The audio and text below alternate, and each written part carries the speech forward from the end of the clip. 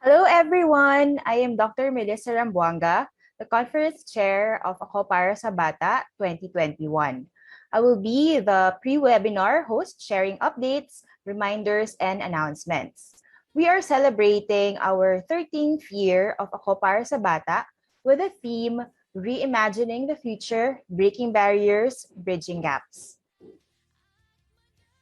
akoparasabata is presented by the Child Protection Network Foundation and UNICEF. We appreciate you all logging in early. And I would like to give a shout out to the 1,018 attendees in the Zoom room.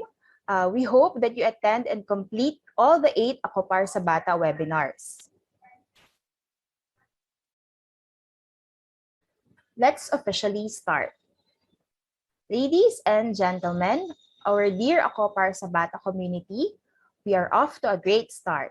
Let us begin today's program with the singing of the Philippine National Anthem, to be led by Dr. Angeli Mercado, which will be followed by an invocation to be led by Ms. Lara Maige.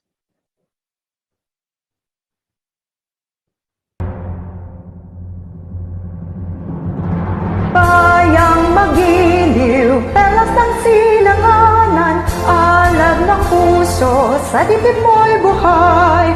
Lupang hinirang, duyang ka ng magiting, sa manlulupig, di ka pasisil. Sa dagatang bundok, sa simoy at sa langit mong lugaw, na idilagang tula at awit sa paglayang minamahal. Ang sap ng watawat mo'y tagumpay na naniningning, ang bituin at araw niyang kailan pang may di magdidilim. Lupa ng araw ng lahat at pagsinta, walay langit sa piling mo. Aming ligaya ng pagmay mga atin, ang mamatay ng dahil sa'yo.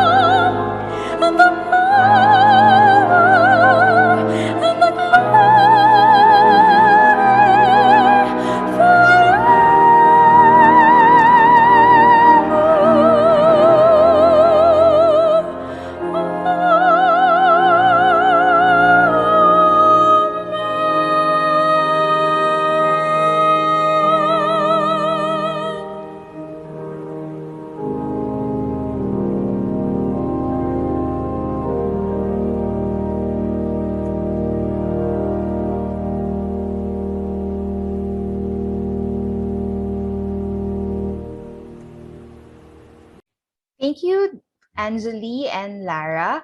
I hope you are settled in. And to officially welcome us to the Ako Para sa Bata 2021 webinars, allow me to call on the Executive Director of the Child Protection Network Foundation and Conference President of Ako Para sa Bata, Dr. Bernadette J. Madrid. Hello. Good morning to all the Ako Para sa Bata participants. I'm very happy to see you again today as we seem to be meeting each other every year. And every year we bring with us more people. And we are very happy this year that we have 8,695 registrants. And that's really breaking barriers. It seems that we are bridging the gaps in terms of the accessing or making this Ako Para sa Bata more accessible to everyone in the country.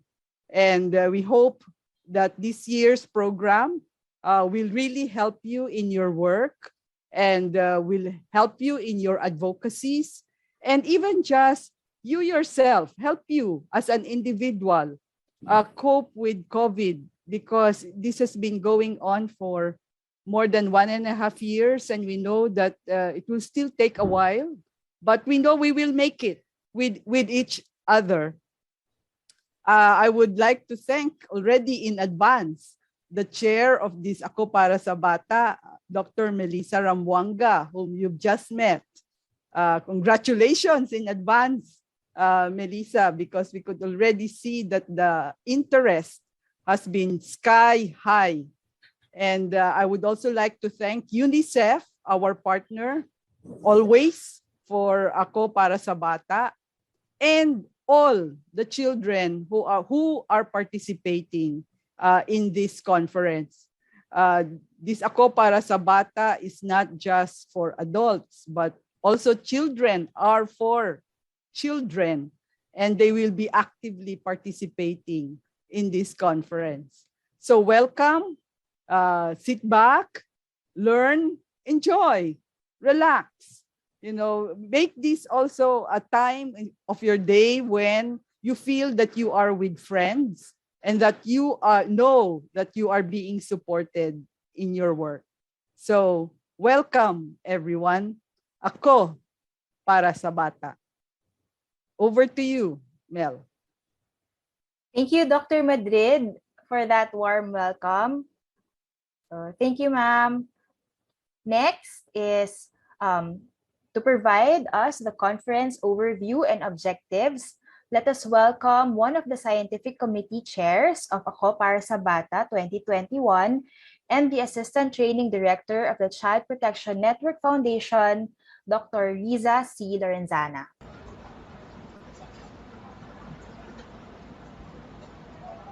A pleasant morning to our dear Ako Para sa Bata community. More than a year has passed and the COVID-19 pandemic is still ongoing, and cases of violence against children are still occurring. It makes us ask, is this what the future holds? So given the challenges presented by our current situation, a shift in our mindset, particularly in child protection, is necessary. How do we then ensure that all Filipino children are protected regardless of gender, social class, geographical area, given capabilities and available resources? We are proud to present to you the 13th Ako Para sa Bata Conference on its second year in its virtual platform with the theme, Reimagining the Future, Breaking Barriers, Bridging Gaps. At the end of this conference, the attendees are expected to learn 1. The impact of COVID-19 pandemic on children and on the practice of child protection 1 year into this challenging time. 2. The different adaptations in child protection and how we can transition to its future practice. And lastly, on the strategies to strengthen resilience, not only of our children and youth, but also of their parents and us, the child protection frontliners. So we prepared 8 webinar sessions that will commence today and until November 25 every Thursday morning. Our first webinar is to establish the setting of the current pandemic situation in our country. The subsequent sessions will highlight the challenges encountered and the modifications adopted in terms of service delivery, training, research, mental health, parenting, and on online abuse and exploitation of children. Webinar 4 is a session on a lighter topic on how to cope with the pandemic fatigue, wherein you will move both your mind and your body. Resilience of our children, teenagers, and organizations will be tackled in webinar 5 and 6. Our last webinar is especially interesting as this session is organized by our children and youth with the help of our partner, UNICEF. They will present their own strategies on how to end violence against children. So please do look forward and stay excited. We hope to see you in all 8 webinar sessions. Thank you very much. Over to you, Doc Mel.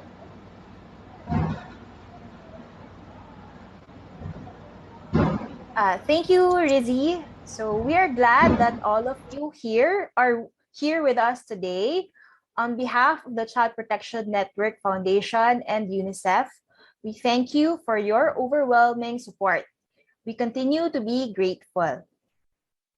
And so we now proceed to the next part of our announcement. So we all know that TikTok gained a rise of popularity since last year, and just about the time when we were in the lockdown and probably bored to our wits at home. So from kids to teens to families, professionals, and even among the clergy, not only does it spark one's creativity, it also encourages people to move and to deliver their message in just a few seconds. We may be a bit late in the game, but to make our mornings more fun and get our blood pumping, we're asking everyone to stand up from wherever you are, stretch a bit, and follow the steps to akoparasabata 2021's TikTok Dance Challenge. First, you have to learn the very basic steps to our call sign. Just to demonstrate, so our main steps should be the following. I hope you can see. So, ako, again, ako, tayo, para, sa bata. Again, ako, so your thumb should be out. Ako, tayo, para, sa bata.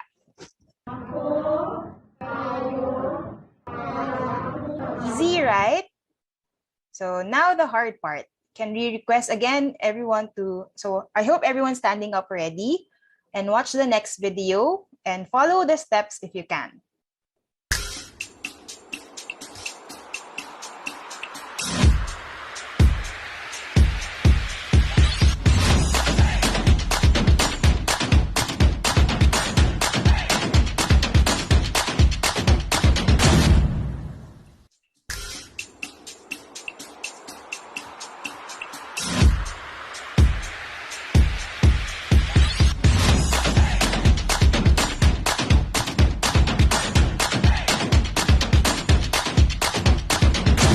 Okay. So don't worry about the steps because we will be playing this before every webinar and we will be posting it on our official TikTok account. Or better yet, unleash your creativity and create your own TikTok video and join in our contest. Okay, so the contest is open to all age groups. For children who will be performing, they must be accompanied and supervised by an adult. A 17-second sample music video will be provided. So it has been shown, but again, you can access this on our TikTok account. So the music in the video will serve as the base sound for the TikTok video entry. And participants can be creative in making their own videos, provided that they use the 17-second music and the steps for Ako Tayo para sa Bata, as I have demonstrated earlier. So what to do? Upload your entries to your respective TikTok accounts, but your accounts must be made public as well as the video. And make sure that it can be viewed by everyone. Okay. Captions of the video when posted on TikTok must include this year's akoparasabata hashtags, hashtag akoparasabata 2021, hashtag APSB 2021 for easy tracking of entries. There will be 2 stages of judging. The first stage of judging will look at the number of hearts or likes of the TikTok video. The top 10 videos with the most number of hearts will then be considered as the finalists for the final judging. From the 10 finalists, 3 will be chosen as the winners of the contest, ranked from 3rd to 1st place. So flashed on the screen is the criteria for final judging. Winners will receive cash prizes as well as APSB merchandise. The contest will run from today, October 7, until November 18. So that a week before the last day of the akoparasabata conference, wherein the winners will be announced then. So get those creative gears working and get on grooving. Good luck. Oh, to inform you, our TikTok account is at akoparasabata.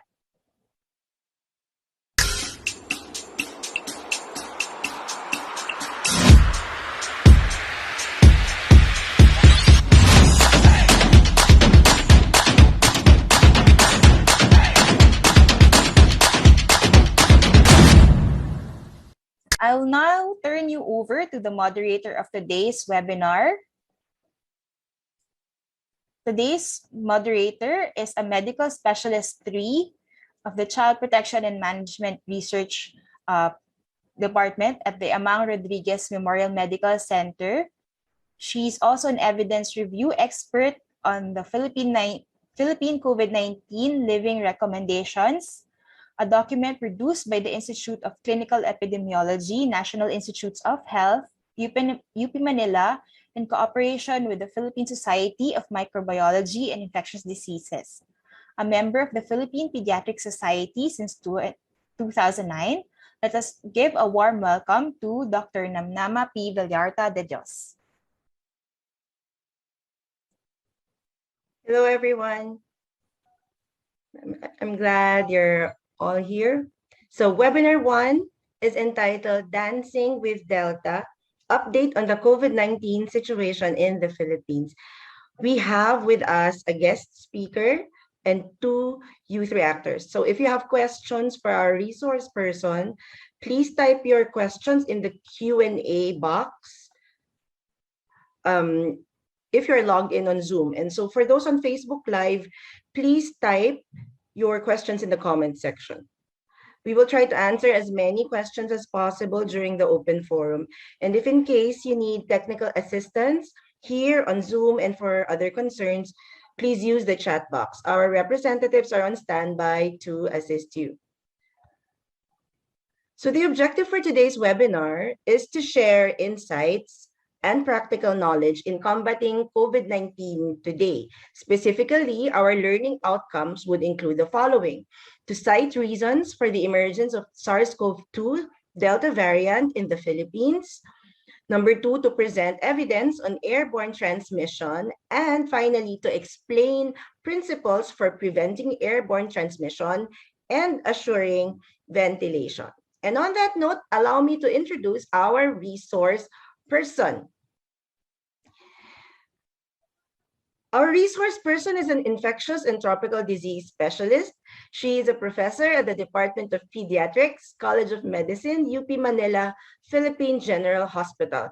She is a member of the Department of Health COVID-19 Technical Advisory Group and a member of the IATF COVID-19 Variants Task Force. A very busy woman, but we are so glad that she has obliged us. And without further ado, let us all welcome Dr. Anna Ong Lim. Over to you, Doc Anna. So good morning, everybody, and thank you so much for giving me this opportunity to join the akoparasabata webinars and specifically to talk about the topic that's been hogging our headlines for the past few months.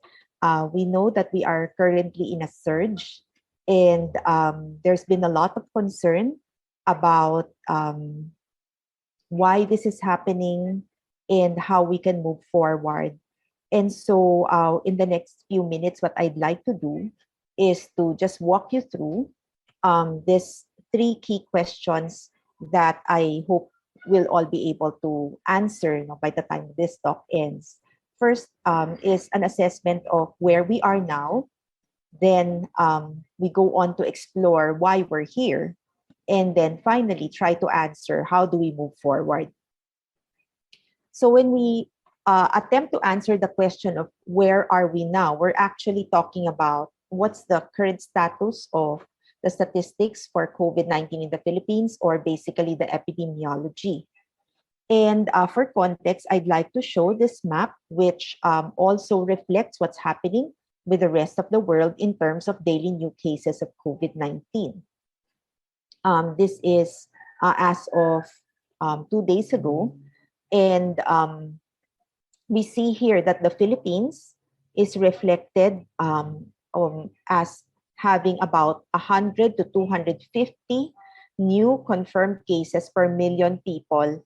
And in comparison with the rest of the countries in the region, I would say that we are actually showing the higher numbers compared to the rest of the countries in Asia. This table should be familiar, or this infographic should be very familiar to us because it's shared almost daily in various outlets and is actually easily accessible through the DOH website. I know that as Filipinos, were really excited when the Burr months come along, and because this brings for us images of Christmas, the holidays, being together with the family. In fact, joke na nga yata, or medyo parang pinapansin tayo ng buong mundo because tayo nga daw ang may pinakamahabang Christmas season. Basta pumatak na ang Burr months, ayan na, Pasko na sa Pilipinas. Now, ang isang medyo nakakabahala is that the Burr months did not only signal the start of the Christmas season or the holiday season for us in the Philippines, but also marked an important milestone, which was the recording of the 2 millionth case since the pandemic started. Now, between September 1 and today, an additional 600,000 cases were documented. So you can imagine in the span of just a little bit over 30 days, you had we had this really rapid increase in the numbers. And we see this particular phenomenon being reflected in the lower part of the picture, where we see that the graph shows a really steep rise. Napakadami at napakabilis ng pagdami ng kaso. And I think nung una nating narinig na pumatak ng 18,000, or nung nakarinig tayo ng 20,000, medyo kinilabutan tayo ng konti noon. Pero I think after a while, medyo nasanay na tayong marinig na ganun karami sa araw-araw. And I think that was really a reflection of the intensity of transmission that was happening in the community.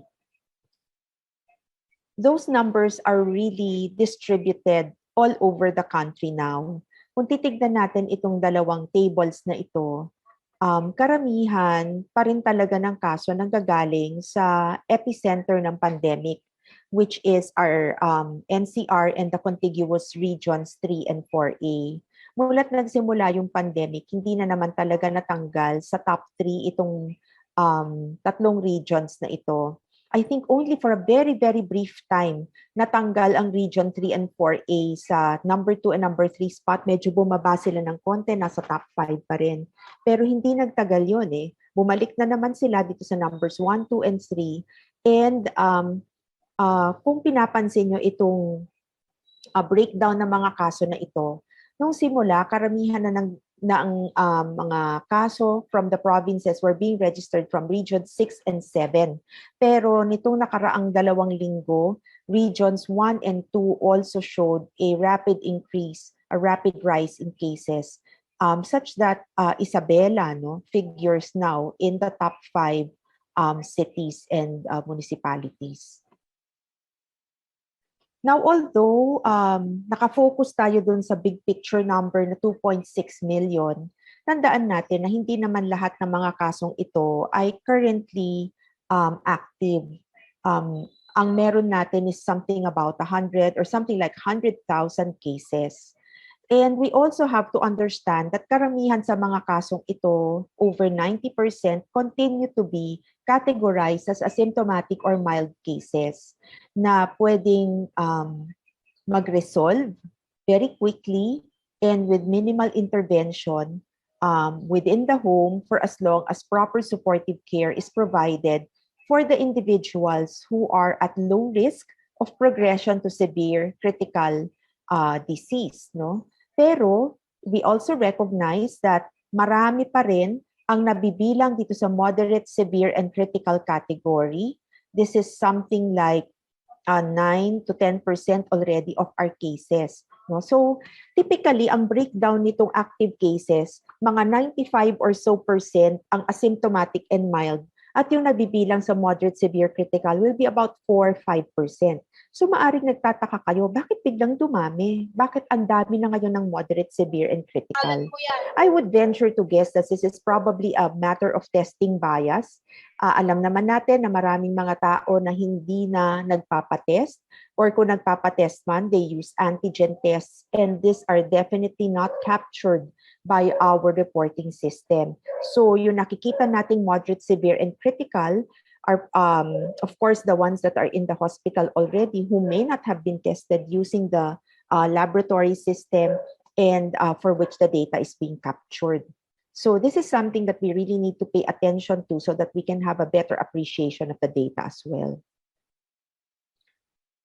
Since we are advocates for children, we also want to look at what's happening with respect to cases in pediatrics. And you will see here that the diamond shape that has been the norm since the pandemic started has not really changed. Ito pa rin yung napapansin nating case distribution by age, nakikita sa Pilipinas at pati na rin sa ibang mga bansa. We are blessed by the fact that most cases are really seen in the more mobile population, meaning our working age adults, so between 20 to 50 years old, make up the bulk of the cases. And this is very easy to understand kasi sila yung lumalabas ng bahay, sila yung nagtatrabaho, sila yung mas maraming contacts, and natural na sila ang mas may risk na mahawaan. Now, if we look at kids, they typically represent 9 to about 13% of cases being reported globally. And our country is not an exception. And if you will look at this breakdown by age, pediatric cases are about 12% of the current statistics, with most of the cases belonging to the older age range, 15 to 19. Now, dahil tayo ay child advocates, alam natin na ang cutoff ng pediatrics is 18. And actually looking at this 15 to 19-year-old age band is medyo artificial. Nga lang kasi this is the way that the statistics are being collected, so in 4-year age bands. Kaya may damay tayong 18 to 19-year-old na technically adult na yan sila. So I had the chance to see the disaggregated data between 15 to 19 on a year-to-year basis. And actually, yung 18 to 19 will represent half of the total 4-year age band. So siguro kung i-estimate natin tong 120 na to, mga 60,000 lang ang papasok talaga sa pediatric age group. Now, as to deaths, syempre ayaw nating magkaroon ng anybody dying from COVID if at all possible. Pero kung titignan natin kung dun sa unang diagram, diamond shape yung distribution ng cases, sa deaths, this is really more a triangle with the base representing the older age group. And once again, children, fortunately or blessedly, not being significantly impacted. So out of the total 30 plus thousand or so deaths that we have recorded so far since the pandemic started, 628 individuals belonging to 0 to 19 age range have died because of COVID. Now, if you will look at the age bands once again, sino-sino na naman ang natatamaan? It's actually the extremes, no? Yung ating 0 to 4 years old. And ito na naman, looking at the disaggregated data, this is actually individuals below the age of 6 months ang karamihan. And then the second peak occurs in the 15 to 19. Marami dito, nandoon sa older adolescents, 17, 18, 19 years old. And if I may warn once again, isa sa mga napapansin talaga natin among the well-adolescents na nagkakaroon ng hindi magandang outcome yung mga may obesity or overweight ang kanilang BMI. So this is something that we need to focus on because it is a preventable risk factor. I'd also like to share with you the current status of our healthcare utilization. So tinatanggap natin na magkakaroon ng opportunities to catch the virus. Wag nga lang sana magkaroon ng matinding sakit or wag lang magkaroon ng death.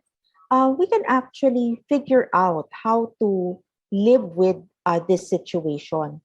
Nga lang, kung dumadami kasi ang nagkakahawaan, dumadami ang merong matinding sakit, at lalo na kung dumadami ang mga namamatay, syempre kailangan natin gumawa ng mga mas mahihigpit na hagbang para mabawasan yung dami ng kaso. And this is really the role of or the value of looking at our healthcare facilities data. You will see here that out of about 1,300 facilities nationwide, about half are at risk, classified as moderate, high risk, or critical occupancy. Now, nung nagsimula yung surge nung nakaraang buwan, this was really at horribly high numbers, no? And naramdaman naman natin to kasi marami tayong kakilala, kaibigan, kamag-anak na nahirapan, no, na maghanap ng facility na makakatanggap sa kanila at maa-admit sila para mabigyan ng pangangalaga during their time of illness. I'd also like to point out that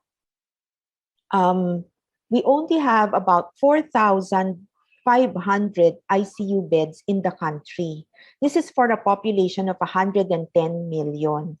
So sabihin na lang natin, base dun sa numero kanina, na mga 8%, no, ang kailangan nating mabigyan ng ICU care. Yung 8% of about 100,000 is also 8,000 individuals, no? So, makikita natin talaga dito yung discrepancy in terms of our health resources. Sabihin na lang natin na kalahati na lang doon sa moderate, severe, and critical ang kailangan mabigyan ng ICU care. Sagad-sagaran pa rin ang ating facilities.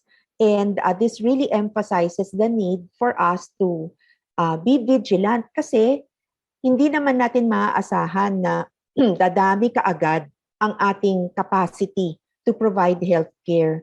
Maraming components na kailangan matutukan dito, hindi lang yung physical facilities. Mas mahalaga actually yung ating health, human resource na alam natin taon ang kinakailangan bago ma-supplement kasi kailangan natin mag-train at mag-educate at mag-train ng mga taong may capacity to help us with this response, no? So kung hindi natin mapapadami kaagad yung sasalo doon sa mga may sakit, kailangan nating bawasan yung mga nagkakasakit para hindi tayo ulit mag-umapaw, no, ang ating healthcare capacity. I'd also like to share with you the reproduction number. So I think this pandemic has really been quite an education for all of us, no? Na biglang natuto tayo ng mga iba't ibang konsepto ng epidemiology. Kasama na rin dito yung tinatawag na reproduction number or yung dami ng tao na nahahawaan ng bawat may sakit. So if we look at this graph, you will see na nung simula, no, napakataas ng number na ito at ang hinahabol natin talaga is a reproduction number of less than 1 para makita natin ang pagbawas ng dami ng may sakit at pagbagal ng pagkakahawa. So this is actually the point that we're trying to cross, and you will see that sa ngayon, no, parang bumababa or nagsisimula ng bumaba yung dami ng mga kaso.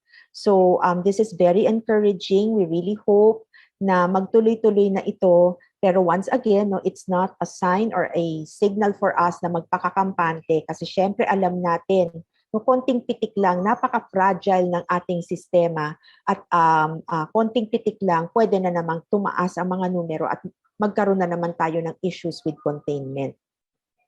So, after going through those data and understanding it a little bit better, let's go to the next question of why are we here? Bakit ba nagkaganito? Ano ba ang mga factors that were driving the current surge? Going back to this slide, I'd like to show you this time point where, or this inflection where biglang dumami yung mga kaso. And this was actually the reason why nagkaroon ng ECQ declaration nung start ng August sa National Capital Region. Kung iisipin natin at babalikan natin yung previous graph, sasabihin natin, OA naman, ito lang yun kapiranggot na pag-akyat. Kukumpara natin dito, ano ba naman yung konting inflection na nakita natin. But actually, the problem is that this was happening in the context of this particular number, yung Delta detections that were being reported at the end of July, which suddenly jumped to 200 cases. Kung titignan natin itong column na ito, you will see that hindi lang naman noong end of July nagkaroon ng detection ng Delta. In fact, in June and all throughout the first few weeks of July, yung bawat report na inire-release ng ating Philippine Genome Center coming from their biosurveillance showed that Delta was being detected.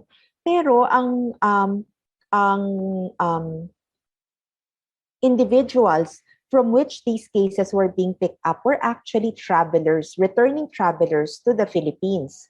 So, dahil meron tayong sistema na obligadong mag-facility quarantine ng ating returning travelers, at inoobliga natin silang mag-test on the 5th day or the 7th day, nakikita natin that among the positives doon sa mga bumabalik na travelers, those were the individuals that we were picking up who were Delta positive. And this was actually also very easy to understand kasi saan ba nagsimula ang Delta? Una siyang na-report sa India noong Mayo, and kung tutuusin, nakabili tayo ng halos 1.5 buwan bago tayo unang nakakita ng mga kaso ng Delta sa Pilipinas. And once again, dahil nga meron tayong sistema to contain these travelers, napigilan natin ang mabilis na pagkalat ng sakit sa wider community. Dito tayo nagkaroon ng problema. Nung halos patapos na nung July, biglang dumami yung mga kaso. And more importantly, ang nakita is that the clusters of cases were linked to other local cases. Meron na tayong mga kaso na wala man lang history ng travel, hindi natin malaman kung saan nila nakuha. And therefore, at that point, nagkaroon na tayo ng tinatawag ng local transmission, which then drove the declaration of the ECQ in an attempt to decrease the speed of transmission. Now, pinag-uusapan natin ng Delta, siguro maganda munang maintindihan ano ba itong mga variants na ito. So, nung simula ang COVID virus nung nakaraang taon, January or December actually of 2019 through January of 2020, unti-unti siyang kumakalat. Yung particular na strain na yon was the original or the wild type strain. Now, habang pinagpapasapasahan ng mga tao ang virus dahil nagkakahawaan, nagkakaroon ng opportunity ang virus na mag-mutate or magbago ng bahagya.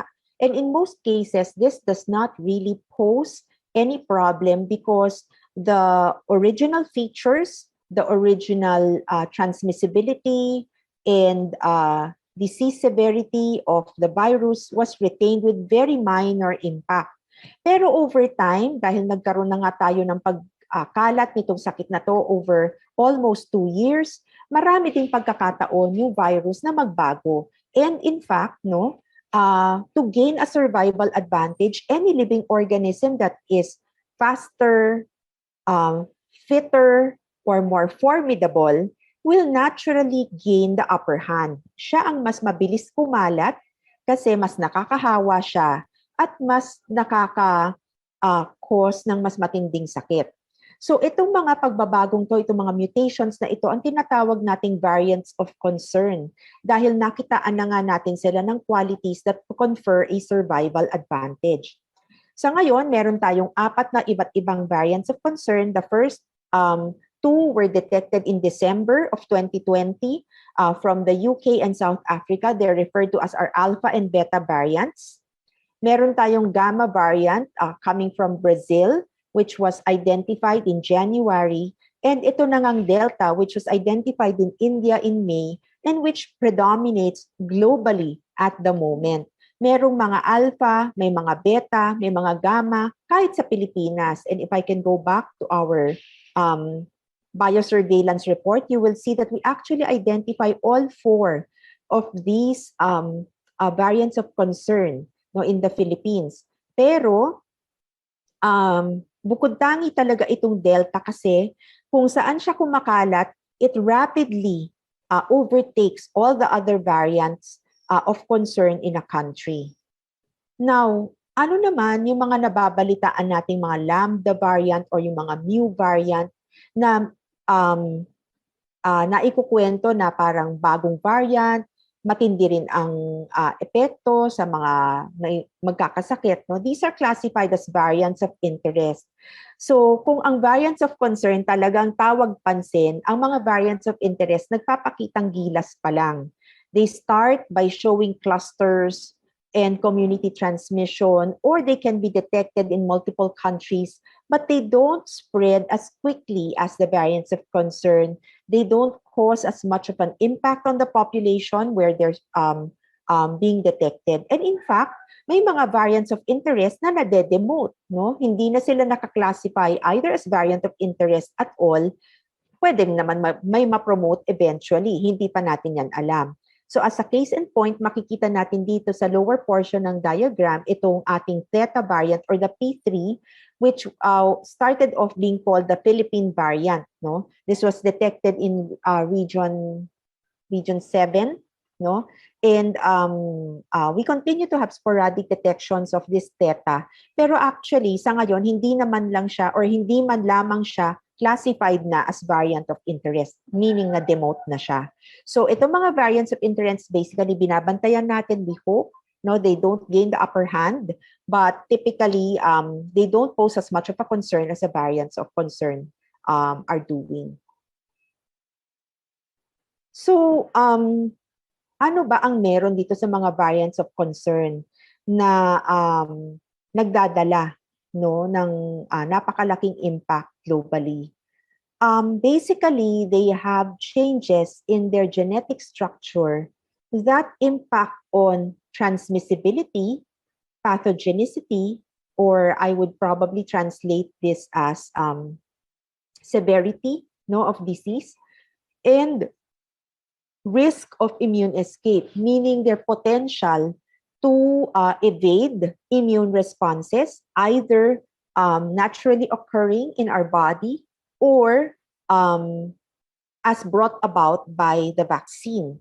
Now, you will see that alpha, beta, and gamma actually have several mutations in common, while delta has some distinct mutations that are not found in the other variants currently circulating. Understanding the changes that are happening in the genetic structure of these viruses also gives us an idea of how to target a defense.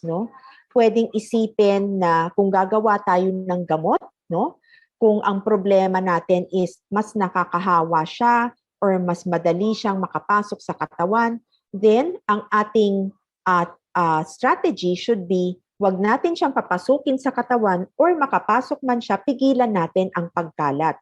So this is really the reason why we want to understand the virus more intentionally, no?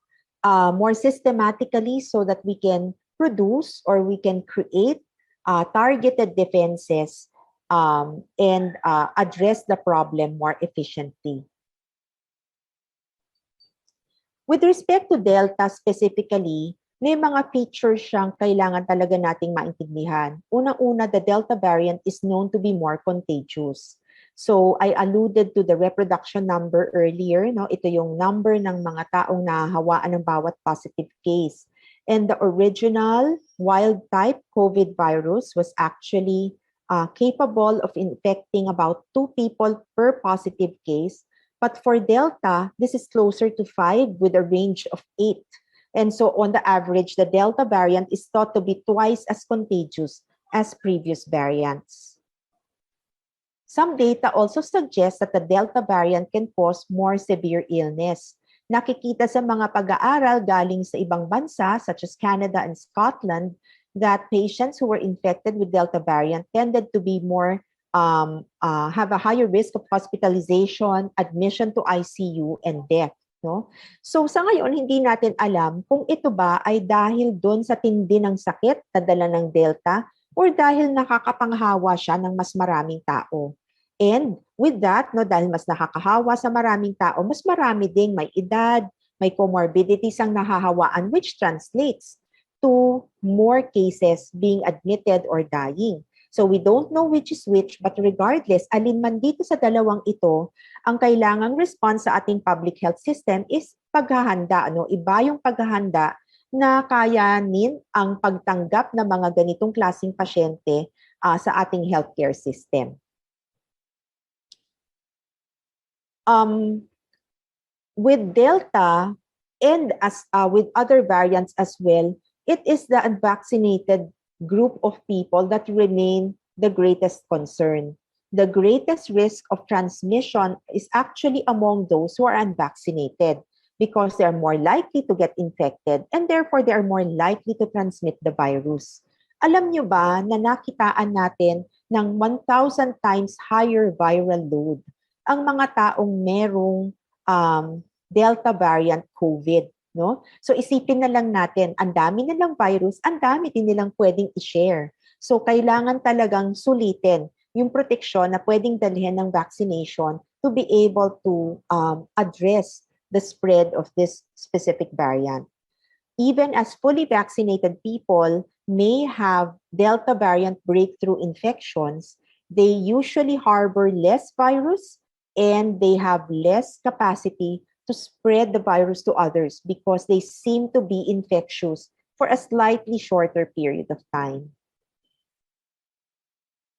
Pinag-uusapan ng impact of Delta on an individual basis kung paano natin aasahan ng pagkakahawa among our homes and our workplace clusters.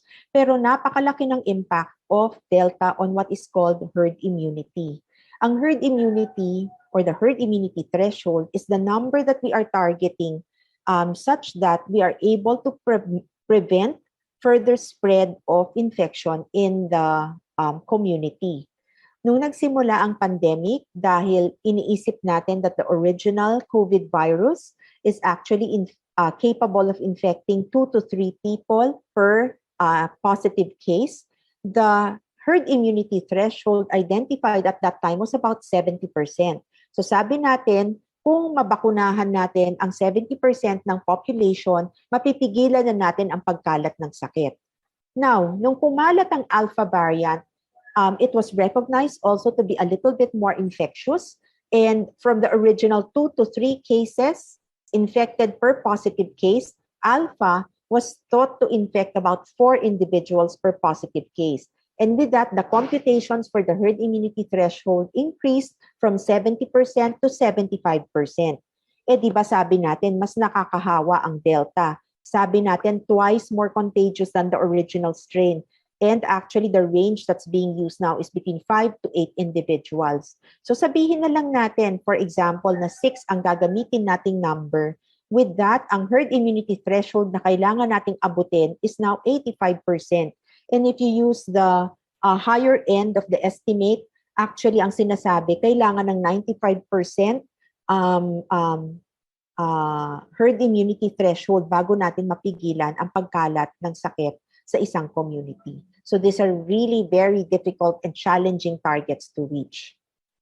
So, we go to our last question. How do we move forward?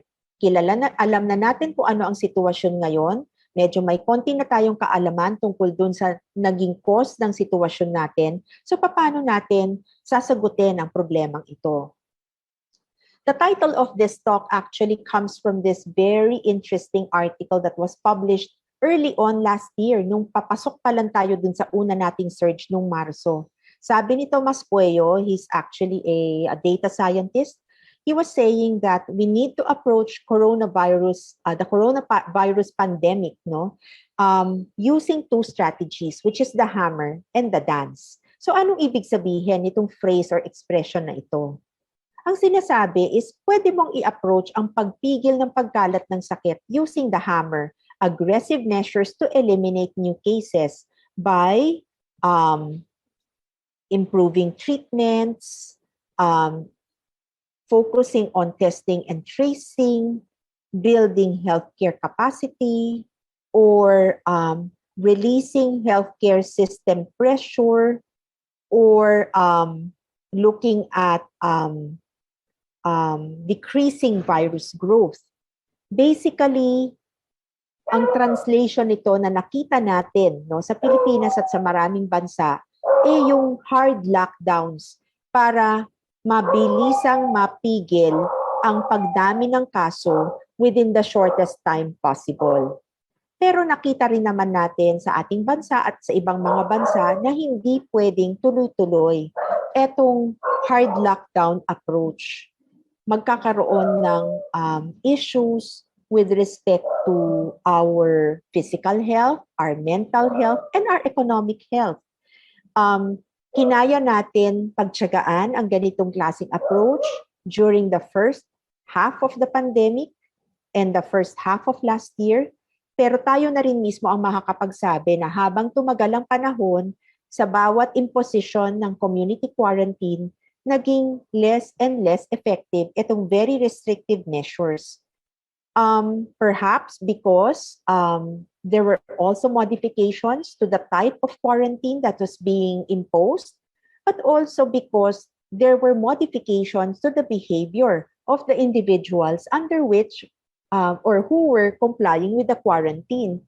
Mas umiksi ang ating pasensya, mas nabawasan ang ating tolerance for these very restrictive measures. So sinasabi ng author na ito, tapos na ang panahon para sa hammer. Kailangan na tayong mag-dance. Kailangan na nating sabayan ang kilos ng virus using a very agile approach and being very flexible and knowing how to act when new cases emerge.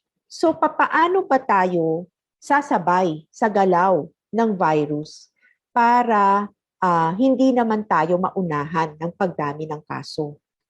So to be able to answer that question, kailangan maintindihan natin paano ba kumakalat ang COVID. So we see here that every individual who is infected will produce several particles of several sizes.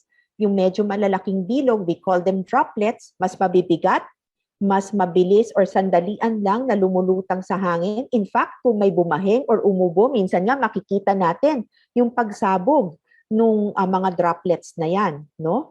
And dahil may konti silang bigat, sandali lang silang lumulutang sa hangin, babagsak na sa sahig or kaya dun sa iba't ibang mga surfaces na nasa paligid ng taong may sakit.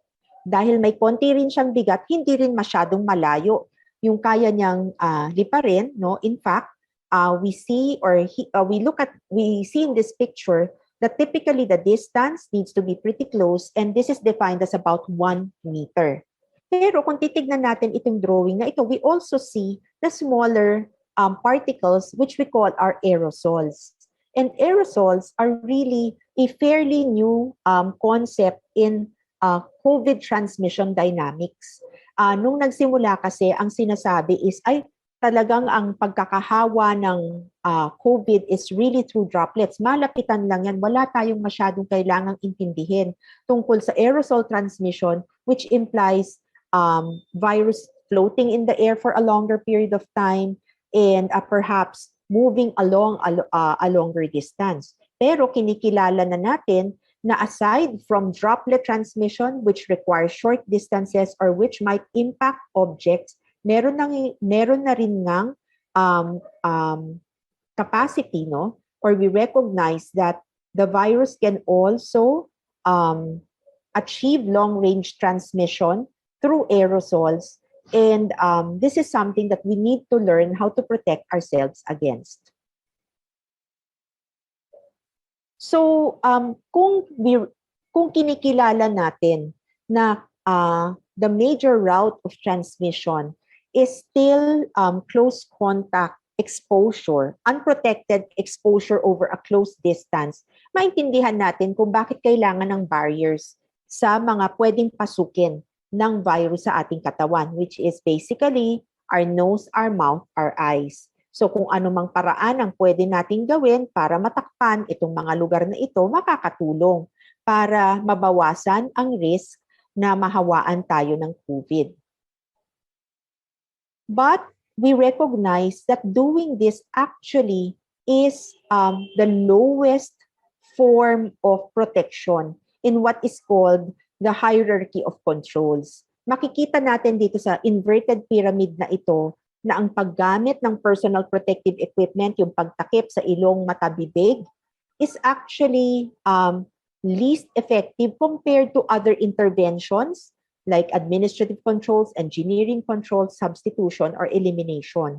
So kung titignan natin ang ating ginagawa traditionally to achieve protection against COVID, this is protecting the worker or protecting the individual with PPE or changing the way people work or move.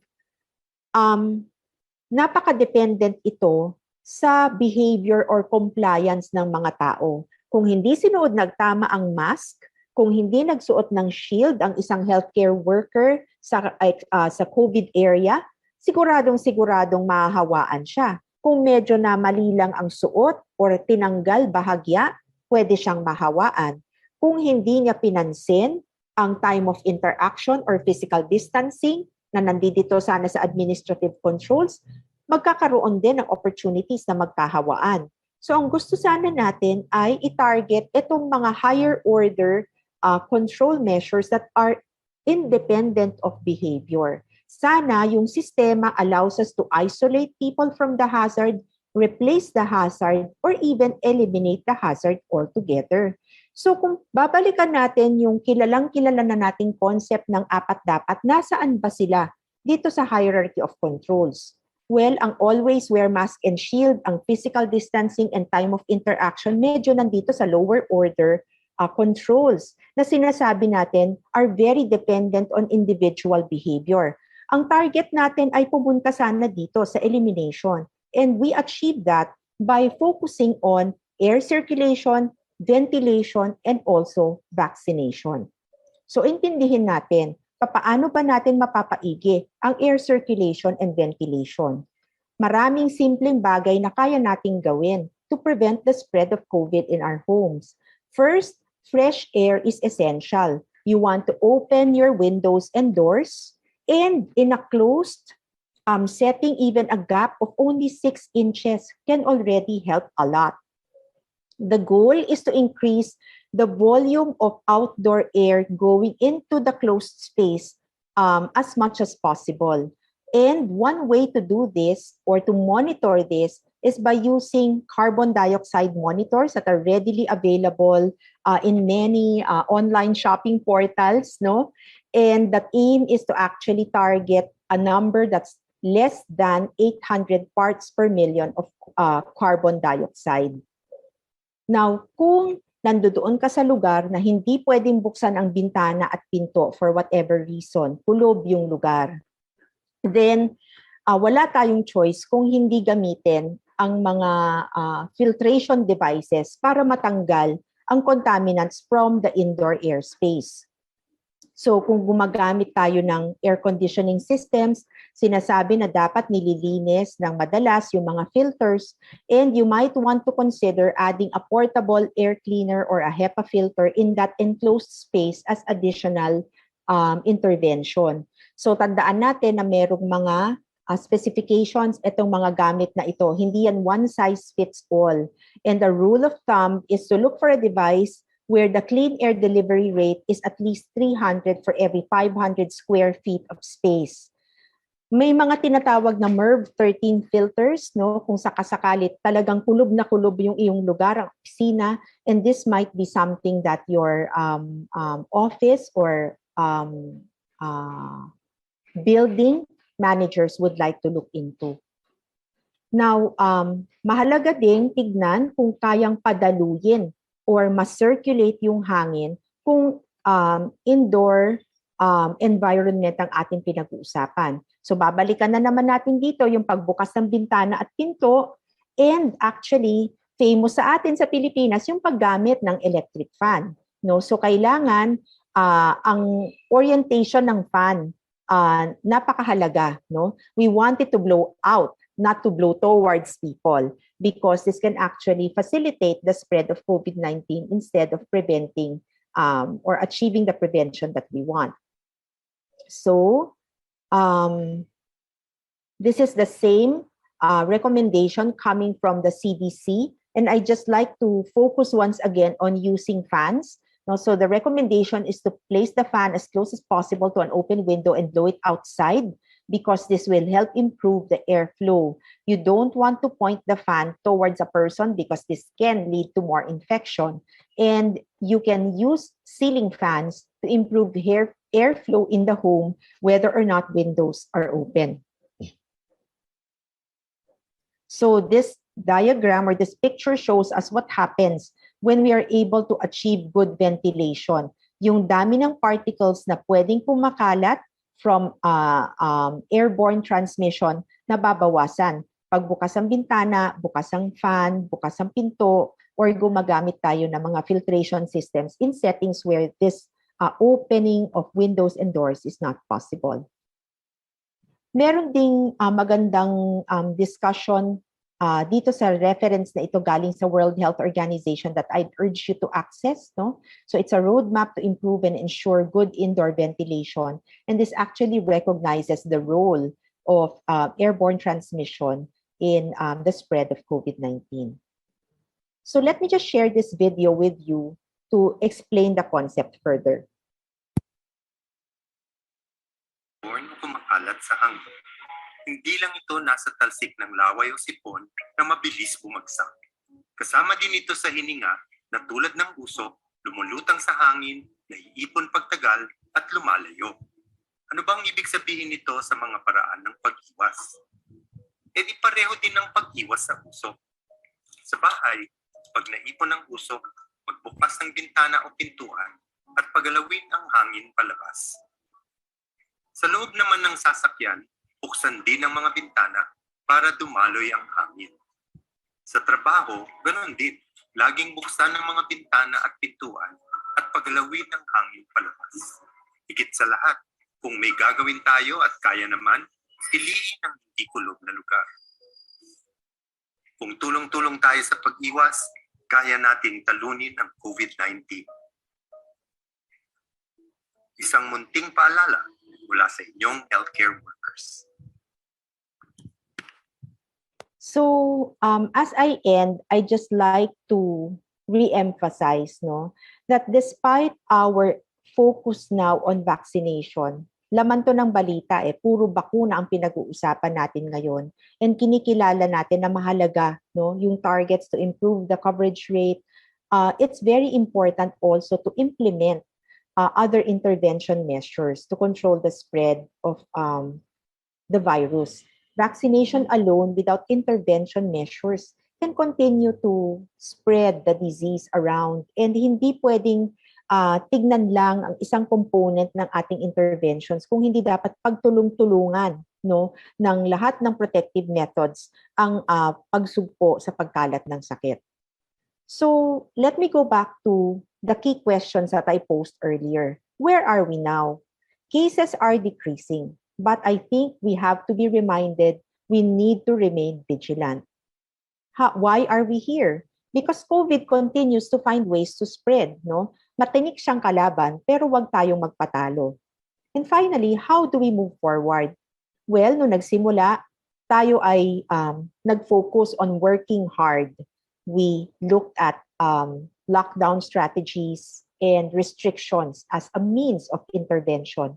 But it's time to work smart.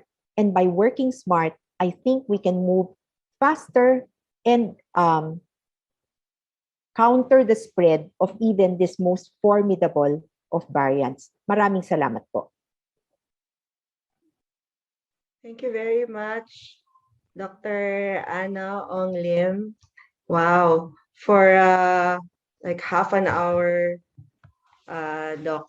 Ang dami po nating natutunan. And I think marami po kayo actually na answer dun sa mga Q&A questions na nasa Q&A section, but we'll get back to that later. Pero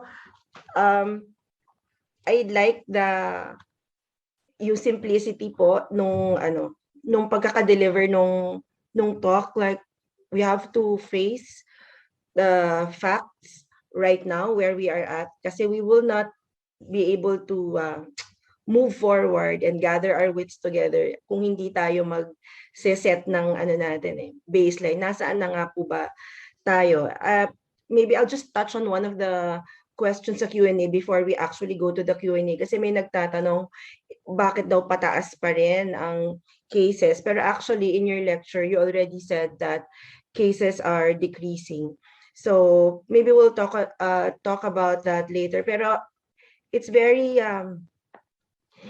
noteworthy na just by fixing a little, hindi sa behavior, like what you said po, Doktora, na importante na meron pa rin tayong protection, but then again, the higher level of answering or being smart with combating Delta is really to change ventilation and circulation. Saka yung fresh, filtered, and flowing air. So we'll talk more about that later, because we have with us today 2 youth representatives to share their insights and reactions to the presentation of Dr. Anna Ong Lim. So on the side, I've worked with these girls in the 2019 akoparasabata. So they've become easy friends, and they can really speak their mind. And so we'll hear from them. First off, may I call on Miss Sofia Brun, our representative from Marikina, ako pala yung Marikina, from Mandaluyong City. Over to you, Sofia. Good morning po. Naririnig po ako? Yes. Ayan. Good morning po again. Napakaganda nga po ng presentation ni Doc Lim. Talagang sabi nga po ni Doc Nama, it's very simple, and ayun parang yung naging edge niya kung bakit mas madaling maintindihan para lalo na iba't iba yung mga audience natin ngayong araw. So, COVID-19 is a universal crisis affecting the life of everyone, especially children and youth, which belongs to vulnerable sector. Naapektuhan din yung ekonomiya natin, and ang dami mga business na nagsara and syempre nag-lockdown. Ano yung main concern nun para maiwasan po yung COVID-19? Like sabi ni Doc Ong, ni Doc Lim, talaga namang mataas yung mga cases lalo nung mga una. Syempre hindi pa natin alam kung paano talaga lalabanan yung COVID-19 dahil continuous pa lang yung pag-aaral doon. Prioritizing our health, kaya naman ang daming nagsara mga business, ang daming nawalan ng trabaho. Syempre affecting Filipino family. And Filipino family composed of nanay, tatay at mga anak. And ang concern nga natin dito, paano ba naapektuhan yung buhay ng mga bata? Yung edukasyon, hindi pa rin po pwede yung face-to-face classes.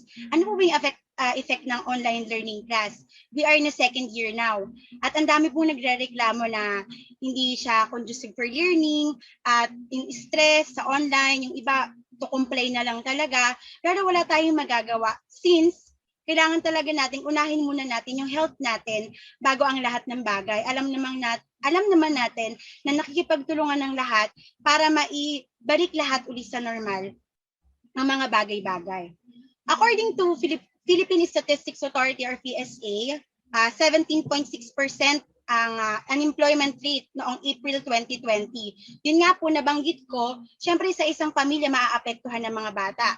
At ano ba yung mga karapatan ng bata? Karapatan makakain, makapaglaro. Number 1, yung makapaglaro. Hindi na po sila masyadong nakakapaglaro kasi bawal lumabas. And yung bahay naman po sa common family, hindi ganun kalaki. So, sa loob ng bahay, parang sobrang liit lang talaga nung gagalawan and yung mga bata gusto talagang lumabas pero bawal pa. Dahil hindi pa naman po available yung vaccine sa kanila, recently lang naging available yung Moderna vaccine for age 12 pataas.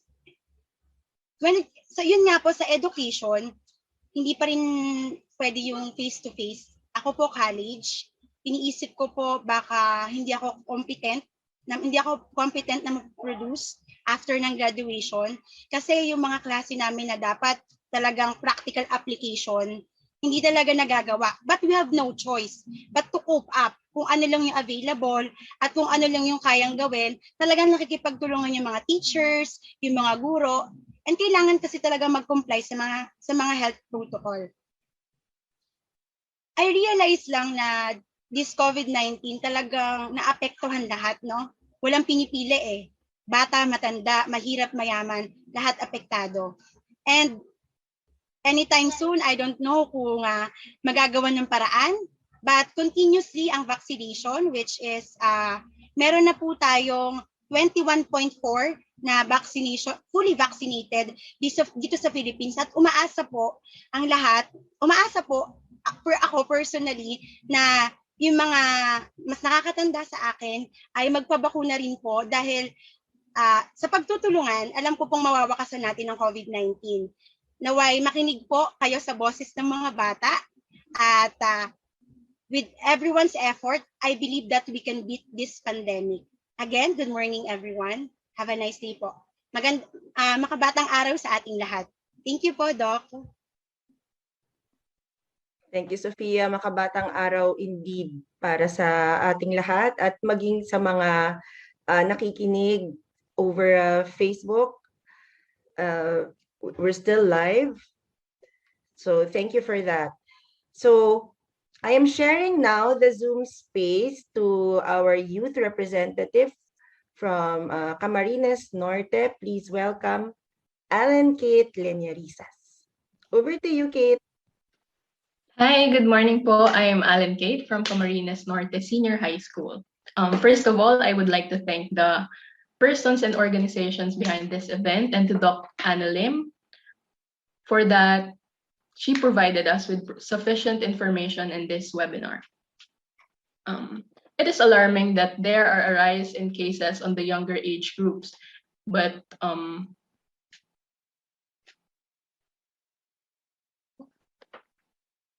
I still audible? Yeah, go ahead, Kate. We can hear you. Thank you. But fortunately, we don't have much severe cases or deaths with it.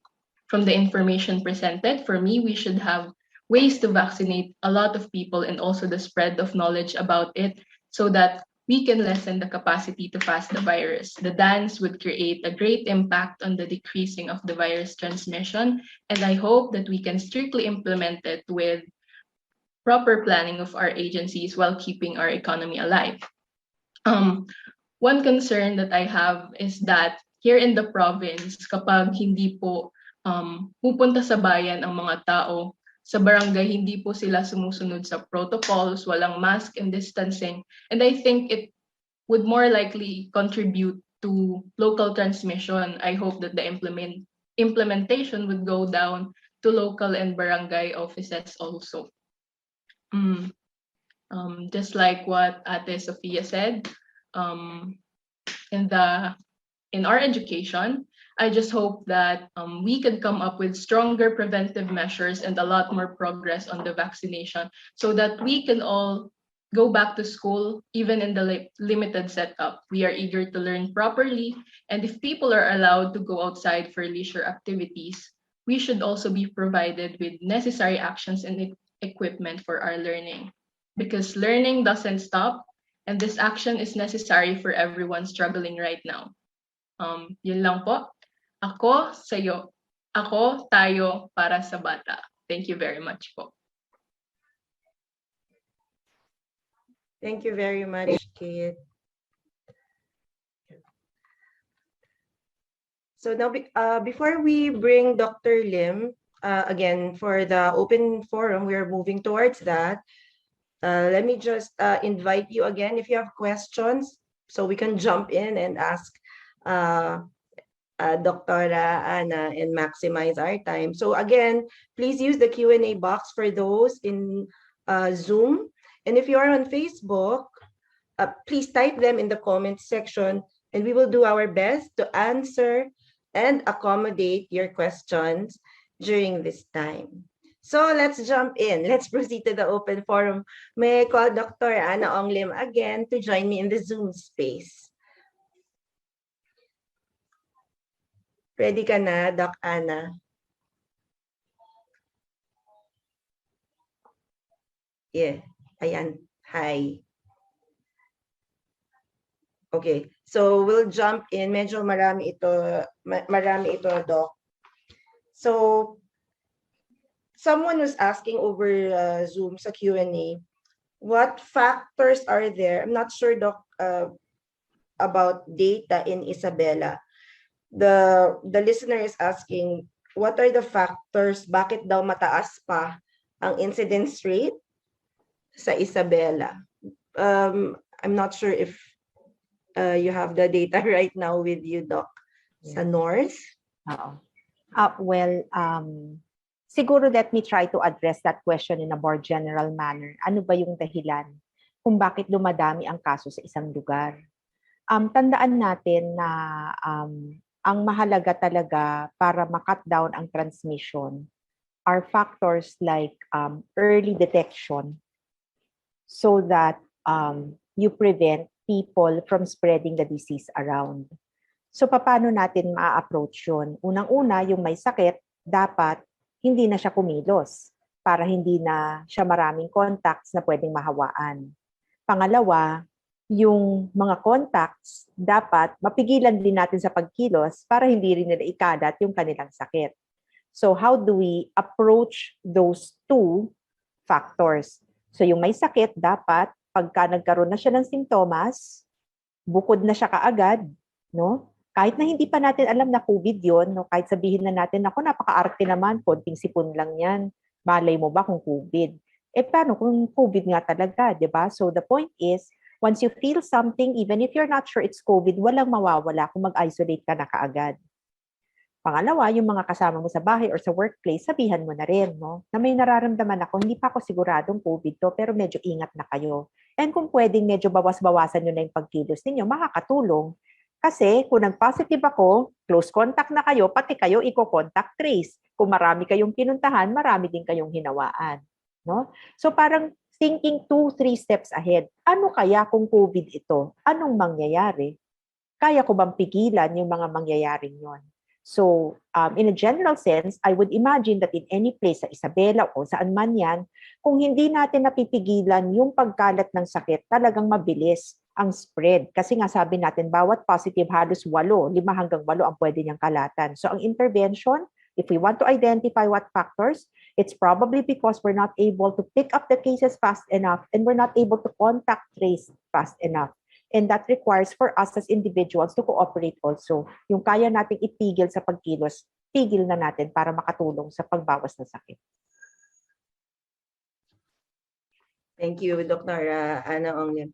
Tsaka, I think it's good to always remind everybody, we're still in the pandemic.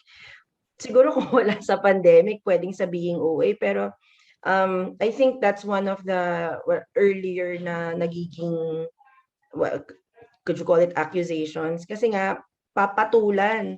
Bakit laging rule out COVID? Hindi pa naman COVID. Pero tama po kayo, Doc, eh. Because we're in the middle of the pandemic, laging rule out. Kasi what if it is? So, kasi yung if it is not, mas madali pong sagutin yun eh. Because you don't need to activate all the other things that we're doing right now, like contact tracing and all the others. Right. Madaling sagutin yun. And yeah. Yeah, I was just going to ask, di ba parang as healthcare professionals, syempre, pagka gumagawa tayo ng diagnosis, titignan natin kung ano yung pinakalaganap sa isang lugar ngayon. Eh, ano pa bang merong sakit ngayon kung di COVID, di ba? Parang mali naman yata hindi mo siya isipin, eh siya yung pinaka-common. Right. And it's not because also, I think one of the other things na iniisip, masyado naman tayong takot. No, it's not a matter of being takot. It's a matter of being prepared. Yeah. Okay lang na hindi, but what if it is? Laging ganun yung iniisip. Correct. Incidentally, Doc, si Sofia po at saka si Kate, mga nag-iisip daw, pinag-iisipan daw nila maging doktor. I think that's remarkable in a pandemic, but thank you for considering that. We move on to our other questions. Doc, may nagtatanong po, kailangan pa rin ba daw talaga ang face shield on top of the face mask? What can you say, Doc Ana? Kailangan pa daw ba talaga si face shield? Ito kasi I think ang katumbas ng face mask sa US ay face shield natin eh. Diba parang tayo kung titignan natin, may lalabas ba sa atin ngayon na hindi tayo naka-face mask? Wala, di ba? Pero it's a very political issue in the US. I'm sure we're also aware of that, di ba? Parang yung pagsusuot pa lang ng face mask, naging issue, naging mitya yan ng discussion about individual rights versus control of the state, ganyan-ganyan. Sa atin, ang katumbas niyan itong face shield. Kasi we recognize talagang may controversy ngayon na bumabalot dun sa procurement niyan ng gobyerno.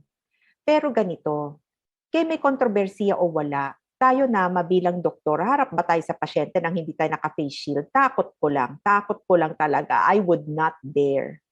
So, kung ang doktor, ang healthcare professional, hindi humaharap sa pasyente nang hindi naka-face shield, shouldn't that tell you something about the protection that it can offer? So, ako, ang perspective ko dyan, we recognize that the virus will take every opportunity to enter your body. And if there's a way for you to protect those parts of your body where the virus can enter, bakit hindi naman natin sulitin? So kung sabihin na lang natin, ay may mga nagsasabi na yung aerodynamics lalong nakakasama, ganyan. Okay. Granted, no, it's not a perfect method, pero ilang beses nyo na bang napigilan yung sarili nyo sa pagputkot ng mata dahil may face shield ka? Diba? Kung yun lang ang naitulong sa'yo ng face shield, ang laking bagay nun, siguro mga nakaiwas ka na rin sa 3 o 5 beses na pagkakahawa dahil napigilan mong gawin yon. So it does provide a barrier, an extra barrier, and taking away the controversy, the politicization of this particular piece of PPE, I think there's still value. Okay, so that's very clear. If it's being offered to us, kaya naman nating gawin para protection na ng sarili, and even doctors are doing it as extra protection. It's still worth putting on. Yeah. Yeah, take away the politics. Totoo po yan. Okay, we have several more. You're up for it, Doc, ha? There's one. Hi, Doc. Ask ko lang po, if a family lives in an apartment and now on quarantine due to one member positive of COVID, question, can we still open our doors and windows? Or can we still go out and water our plants just in front of our doors? So, ano raw po yung allowed kung mayroong isang member na naka-isolate, tapos lahat sila naka-quarantine? Oo. Okay. So magandang tanong, no, Nama, kasi I recognize ang dami sa atin ganun ang living conditions, 'di ba? Nasa building, nasa condo, nasa apartment. Tapos ayun nga, narinig mo nga, dapat buksan yung bintana, buksan yung pinto, pero pinag-iingatan mo din naman yung neighbors kasi paano naman kung mahawaan sila? Well, ang assumption kasi is that when you open it up to a larger area, yung volume ng hangin doon should be large enough na madadilute niya yung particles na kung saan kumakalat. So, syempre, ang gusto pa rin natin, yung lugar na kung saan pagbubuksan natin yung bintana at saka pinto, dapat well-ventilated din para mag-circulate yung hangin, no? So hopefully, ang pinakamaganda talagang intervention diyan is that magkaroon din ng sistema yung building management, lalo na sa mga ganyang klaseng setup na ma-improve din yung circulation in the common areas. Para kung bubuksan man natin yung bintana at pinto, yung pupuntahan ng hangin na nanggaling dun sa kulob, hindi naman makukulob dun sa larger area. Now, pwede bang diligan yung mga halaman na nasa sa labas lang ng pintuan? For so long as wala ka namang makakasalubong na ibang tao, no? Panandalian mo lang din yan gagawin. I think that's a reasonable task naman. Kawawa naman yung ating mga halaman kung hindi na natin sila pinakain, pinainom.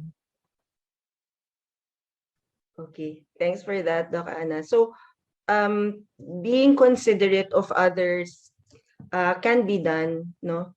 If we also, it's like following pa rin naman yung protocol, di ba, Doc? Yung apat dapat. And yeah, kung yung mga common areas, pwede yung community na ninyo yung mag-solusyon dyan. Kung wala pang gumagawa ng plan, then maybe you can suggest already kasi it is a concern dahil meron kayong shared space. At dapat, I like that, Doc, yung description ninyo, parang tubig lang. Kailangan lumabnaw, i-dilute mo. So, that's the reason why you open, para yung kulob, hindi na siya magiging kulob. You let magsi-circulate yung hangin. Yeah. Actually, Nama, yung sa video, di ba yung concept nung, think of it as usok. Na? Parang very familiar sa ating lahat yan. Dahil nagluluto naman tayo sa bahay, paano kung kulob? Di syempre bubuksan mo yung bintana o kung may naninigarilyo dun sa workplace mo, syempre bubuksan mo yung bintana para dumalo yung hangin. So think about that as a model for COVID virus. Right. So, parang ang usok, madaling intindihin, yes, no, yung konsepto, kung iisipan mo yung, hindi mo man makita, paano? Parang usok daw, parang usok sabi ni Doktora. So, madali. Ayaw mo na yung nakukulog ka sa usok sa loob. Correct. Doc, question po on vaccination. Is there an effect of vaccinated adults to transmission to children and ballooning of cases with chances that vaccinated adults walking around with asymptomatic COVID and its effect to virus transmission? Ang intindi ko dun sa tanong is it possible na makakatransmit yung transmission from adult to child? May epekto ba yung vaccine doon? Okay. So, balikan natin yung pagkakaintindi natin dun sa bakuna at saka ano bang kayang gawin ng bakuna. So, the current vaccines that are available are all inactivated. Ibig sabihin, ang laman nila, either buong virus na patay na or pira-piraso ng virus na nandoon sa loob ng bakuna. So, bakit kailangan ganun ang ilalaman dun sa loob ng vaccine? Pinagpapraktisan niya ng katawan natin pag pumasok na. Tina-target ng ating immune system para matuto kung paano ba ang pinaka-efficient na paraan na kalabanin itong virus na to. Para kung nakasalubong na niya yung totoong buhay na virus, marunong na. Kilala ko to, alam kong kalabanin. Okay, so kung patay na yung virus na pumasok dun sa katawan natin nung binakunahan tayo, ano naman ang ihahawa natin dahil bakunado tayo? So we will not be contagious to other people because we are vaccinated. Now, the second layer of that question is, paano dahil bakunado ka na? Wala kang masyadong simptomas, mas madali kang makahawa. I think that's one aspect of the question that's being raised. Well, regardless whether you're vaccinated or not, meron at merong tinatawag na asymptomatic transmission. No? Hindi naman nabago yan dahil nagkaroon tayo ng bakunadong tao. And in fact, yung mga bakunado, sabihin mo na ngang asymptomatic sila, meron na ring lumalabas na pruweba ngayon na ang vaccinated are less efficient in terms of transmission. So mas nakakatakot pa rin mag-transmit yung asymptomatic na hindi vaccinated kasi mas marami silang bit-bit na virus. No? So kung ginagamit yan na dahilan na, ay, wag na tayo magpabakuna kasi baka maging asymptomatic carrier tayo. Isipin ninyo, hindi ba yun nangyayari na bago nung magkaroon pa ng bakuna? Hindi nga ba kaya kumalat ng 2 million cases sa Pilipinas? Kasi meron ganun. So, dahil meron na tayong bakuna ngayon, actually, isa yun sa mga dahilan kung ba't bumabagal na ang pagdami ng kaso.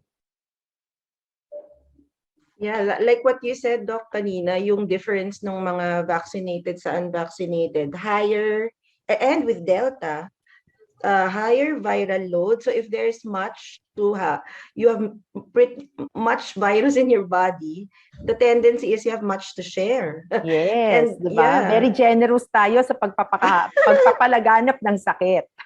Giving siya, giving. So pero sobra. so pag vaccinated ka, yung capacity ng katawan mo rin, tama ba, Doc, to give the virus, partida na, mas kaunti yung virus just in case magkaroon ka. And then your capacity to share, mas maliit din.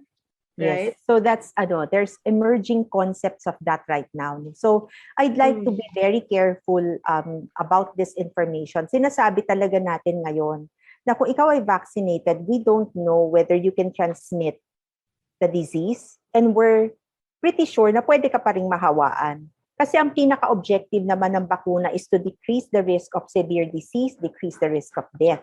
Bonus na lang yung makaiwas tayong manghawa or makapanghawa. Pero, no, and that's what we really want to achieve. Sana may ganong klaseng bakuna. Maybe in the future magkakaroon yan. Pero proof is now coming in that even that capacity to transmit or to prevent being infected is possible na with some of the current vaccines. Very well said, Doc Ana. Marami pa, Doc, ha? Ito, is there a target for the number of children vaccinated? I think Sophia and Kate, pwede kayong mag-interject dito matapos sumagot ni Doc Ana. Kasi ang tanong is there a target for the number of children vaccinated before face-to-face schooling will be allowed? Parang parang herd immunity na or proportion of children.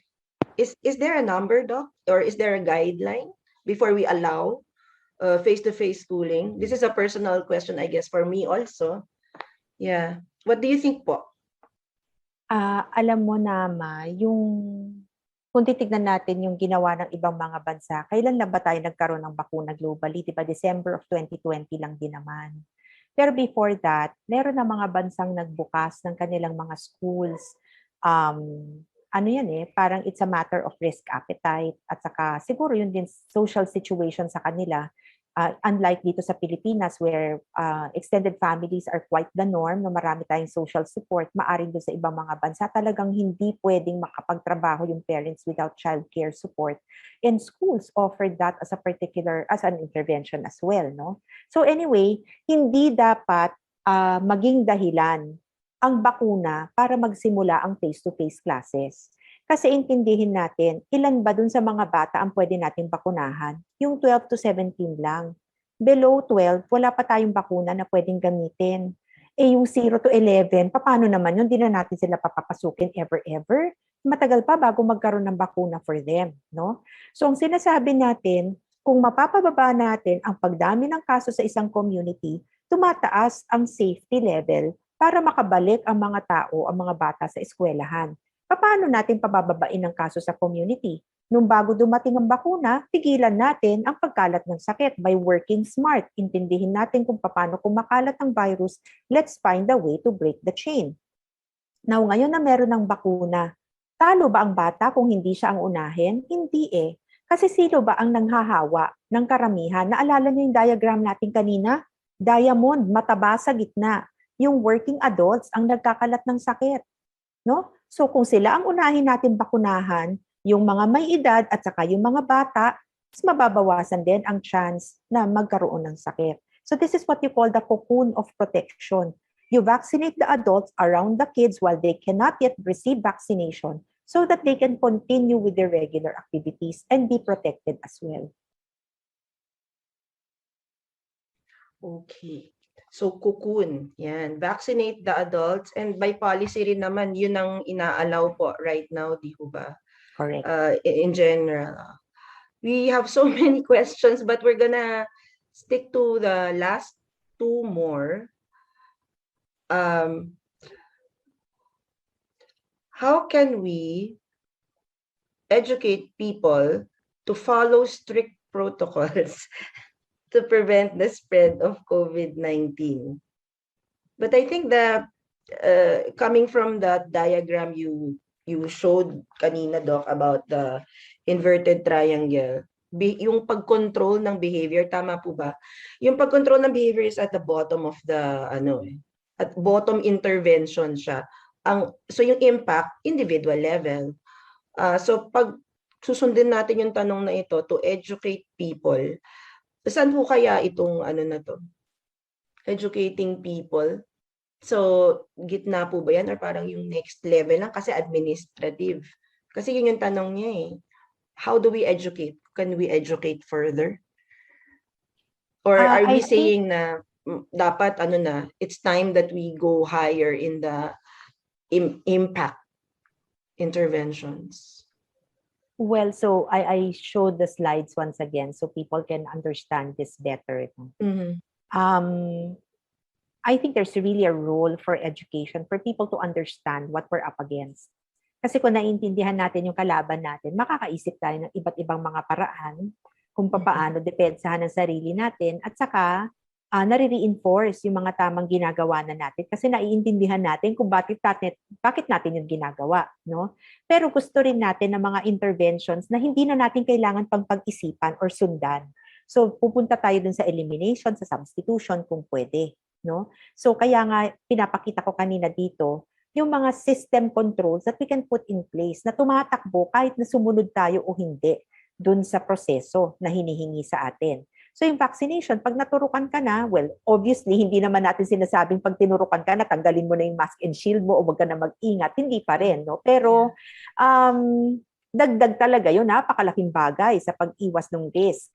Tapos, kung nakaset up yung iyong transport o yung iyong workplace o yung iyong home na maganda ang circulation, hindi mo na iniisip yun na parang kumakalat pa or kumakapit pa yung virus dun sa paligid. Kasi maganda na ang circulation kung nasaan ka man or kung bumabiyahe ka.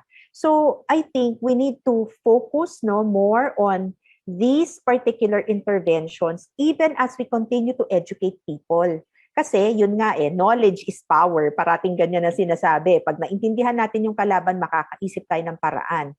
And at the same time, kung i-couple natin yan with system change para mas maging efficient yung paraan natin ng pagkontra dun sa virus, sana naman mas mabilis nating maaabot yung better normal, no, na gusto nating marating.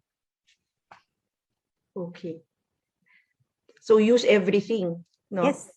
Everything that's available for us, yes. Let's use it, let's maximize it, and then if we develop new innovations na ang titirahin ay yung dun sa mas mataas na parte to create better impact, it doesn't mean na kakalimutan na ho natin yung correct. Natutunan nating paraan ng protection. So tuloy-tuloy lang. Add-on lang ng add-on. Yes. Yeah, that's so good. That's so good.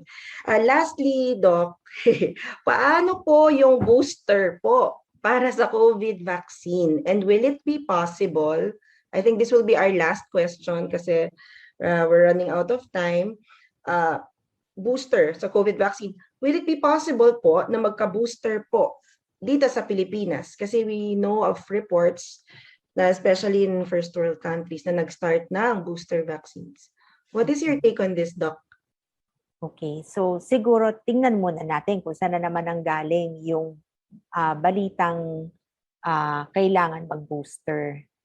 Ang mga pag-aaral sa bakuna, kasama talaga dyan yung regular na pagmamonitor ng antibody levels kasi ang goal natin is sana meron tayong measurable na parameter or measurement ng result na pwede nating sabihin na pag ito na yung level mo, malaki na ang chance na mahawaan ka. Yun yung tinatawag na correlate of protection. Sa ngayon, wala pa tayong ganong numero. Hindi natin alam kung yung 7,000 na antibody level ni Doc Nama ay sobrang lamang dun sa 700 na bit-bit ko. Kasi kung ang kailangan lang naman ay 0.7, di pareho naman kaming protektado. No? So wala pa tayo nung numerong yun kung ano ba dapat yung tina-target. So therefore, kung ang ikinakaba natin ay yung balita na, uy, bumababa daw ang antibody levels dahil 6 na buwan na. That's a misunderstanding of the current data. Wala pang makakapagsabi sa ngayon na yung pagbaba ng antibody levels na yun, ang tanging kailangang bantayan para masabing nawawala na yung proteksyon ng mga bakunado. In fact, we have to understand that our protection is not just made up of the antibodies. You think of those as bullets. You also have soldiers. Your cellular immunity needs to work with the bullets so that together they will protect your body. And there's no easy way or accessible way to measure kung gaano ba yung soldiers na meron sa katawan mo.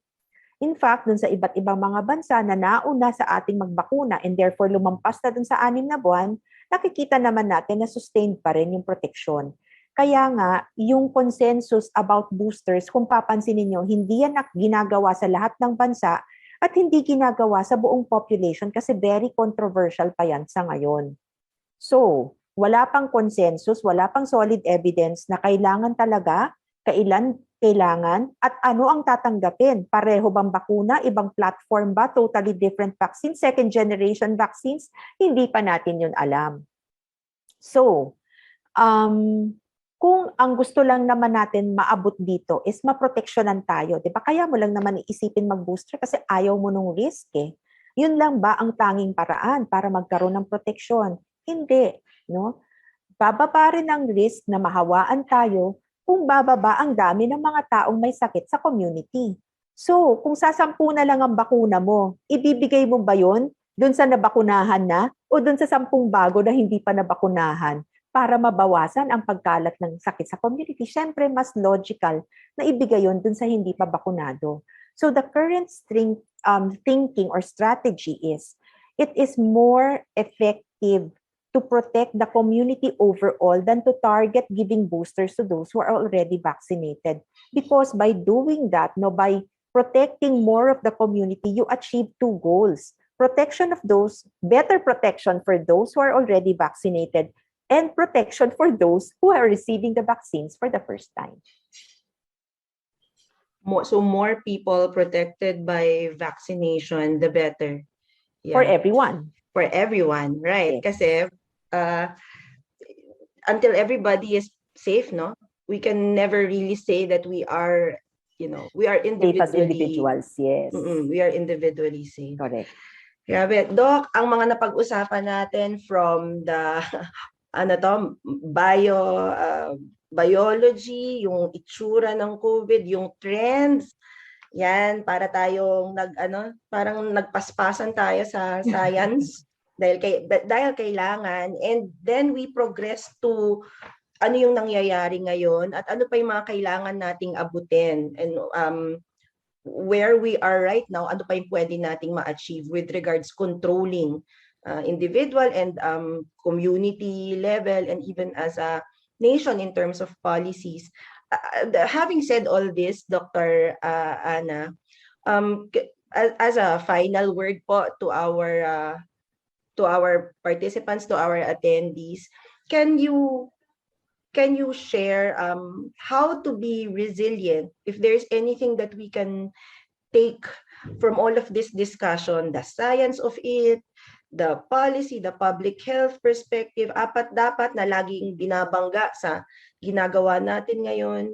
How do we cultivate resilience at this time, facing accepting the fact that right now we need to dance. We need to dance with this variant in our time right now.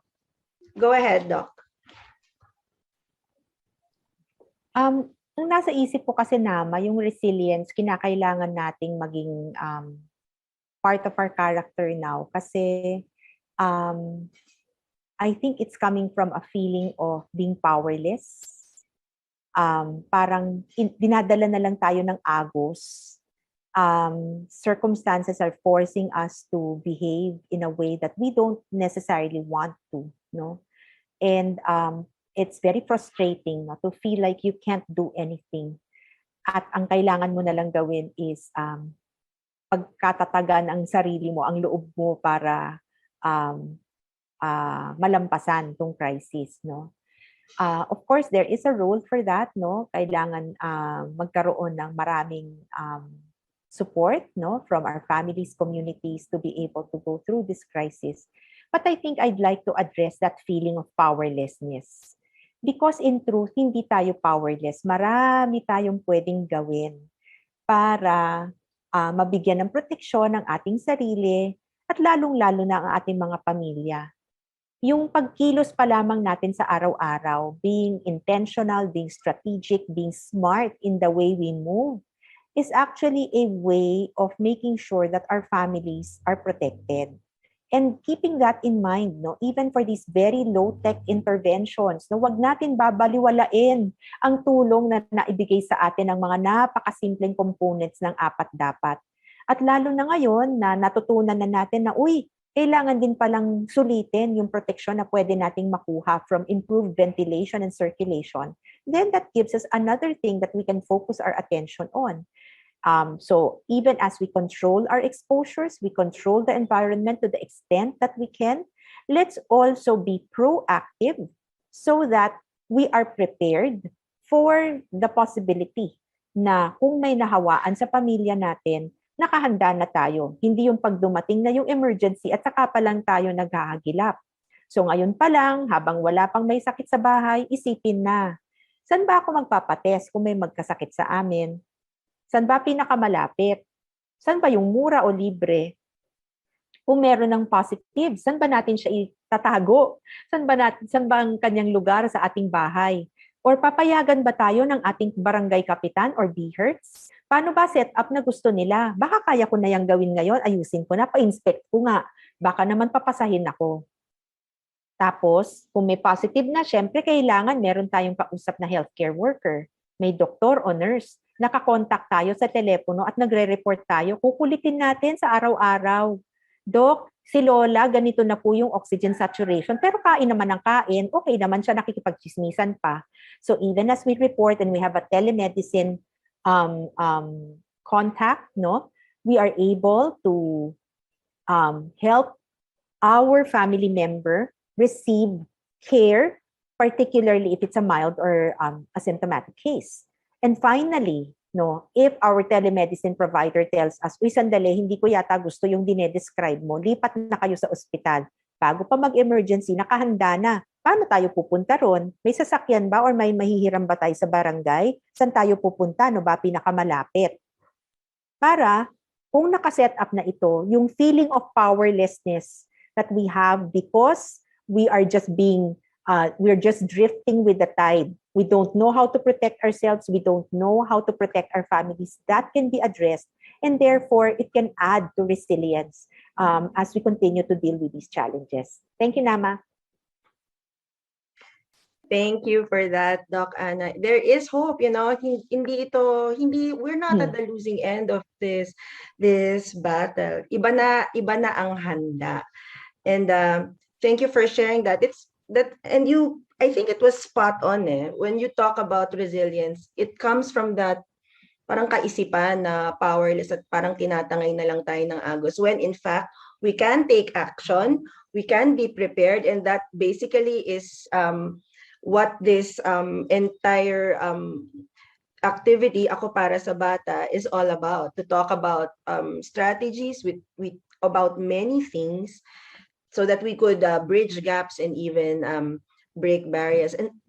And so with that, marami pong salamat, Dr. Ana, Lisa, Ong, Lim. And thank you also for sharing a lot and just for answering hindi la gamely answering, but being very precise, very simple. Salamat sa paglalatag ng such complex concepts, and yet naiintindihan po nating lahat. As our youth reactors would attest, maraming salamat. Miss Sophia Brun, I miss you. When the physical is more allowed, face-to-face is more allowed, then we'll get to see you. And Kate also from Camarines Norte, thank you.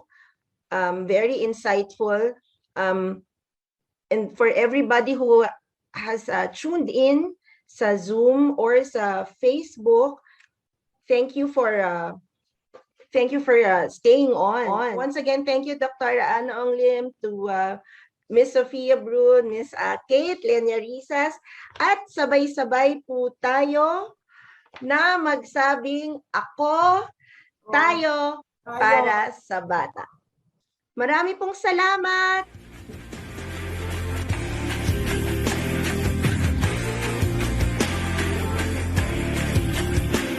Parang